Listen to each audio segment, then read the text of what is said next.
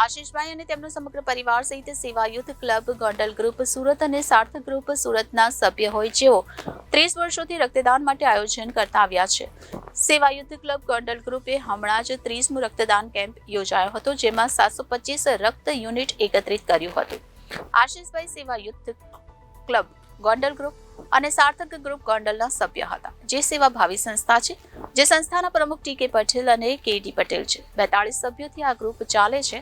આ ગ્રુપ આર્થિક રીતે જરૂરિયાતમંદ લોકોને મદદ પૂરી પાડે છે. આ ગ્રુપના સભ્યોને આર્થિક ભારે નહીં આવે તે માટે પોતાની પાસે થયેલ બચતને એની પાછળ વાપરે છે. આશીષભાઈ 2 દિવસ પહેલા મિત્ર સાથે બેઠા હતા અને વાતો કરતા હતા. એ દરમિયાન પોતાની જીભ લથડતા મિત્રોએ તેમને સુરતની વિનસ હોસ્પિટલ ખાતે લઈ ગયા હતા, જ્યાં તેમના રિપોર્ટની તપાસ કરતા બ્રેઇનનો પ્રોબ્લેમ જણાતા તેઓની સર્જરી કરવામાં આવી.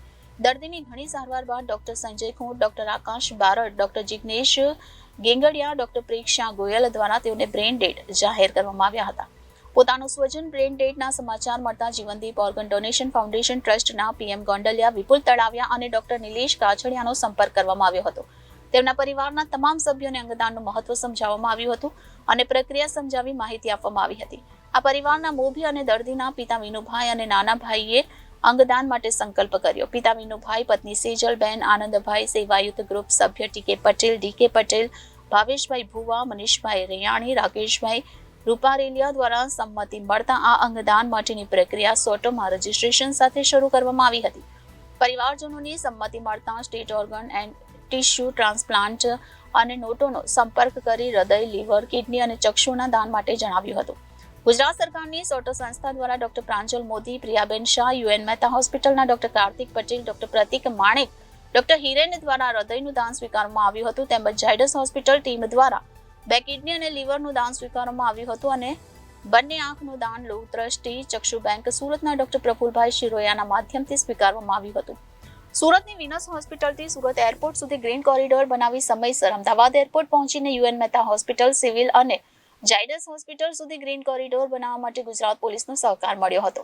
અંગદાન કરવાની સમગ્ર પ્રક્રિયામાં વિનસ હોસ્પિટલના admin doctor Ankit Desai, doctor Viren Patel, Shailesh Thigde, Jivandeep organ donation foundation ટ્રસ્ટના ફાઉન્ડર પીએમ ગોંડલિયા, ડોક્ટર નિલેશ કાછડિયા, વિપુલ તળાવિયા, પાર્થ ઘટિયા, નીતિનભાઈ ધામેલિયા, સાગર કોરાટ, ચિરાગ કુકડિયા, ભાવેશ દેસાઈ, નિકુંજ મુલાણી, અલ્પેશ દુધાત, હર્ષ પાઠક, મિલન રાખોલિયા, મિલન તળાવિયા અને સમગ્ર વિનસ હોસ્પિટલ સ્ટાફ પરિવાર તેમજ જીવનદીપ ઓર્ગન ડોનેશન ફાઉન્ડેશન ટ્રસ્ટના સંકલનથી આ સફળ ઓર્ગન ડોનેશન સુરત ખાતેથી કરવામાં આવ્યું હતું.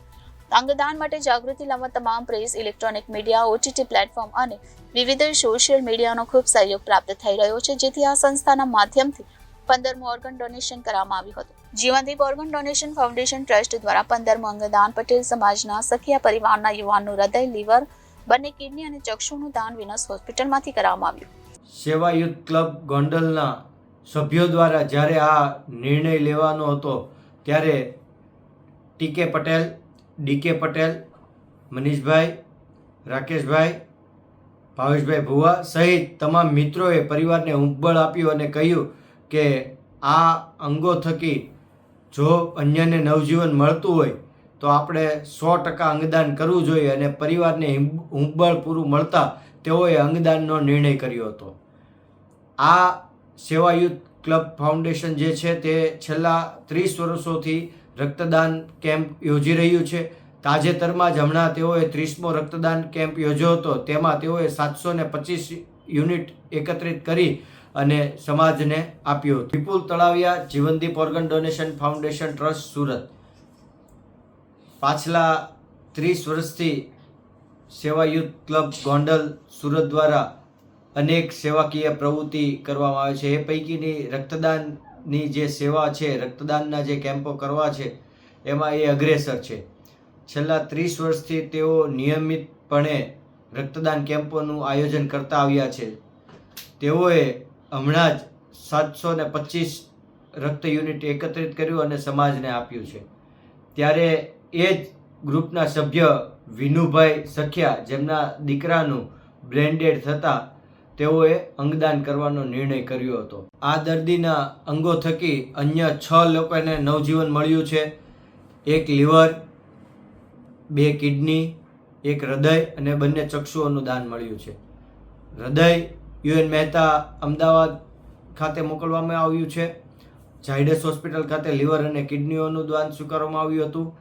તેમજ લોકદ્રષ્ટિ ચક્ષુ બેંક તરફથી બંને ચક્ષુઓનું દાન સ્વીકારવામાં આવ્યું હતું. ગતરોજ વિનસ હોસ્પિટલ ખાતેથી અમને ફોન આવ્યો હતો ડૉક્ટર સંજયભાઈ ખૂટનો કે અહીંયા એક પેશન્ટ બ્રેન્ડેડ છે, તો આપ આવો અને પરિવારને મળો. Reporter Hitesh Prajapati, Janadesh news, Surat.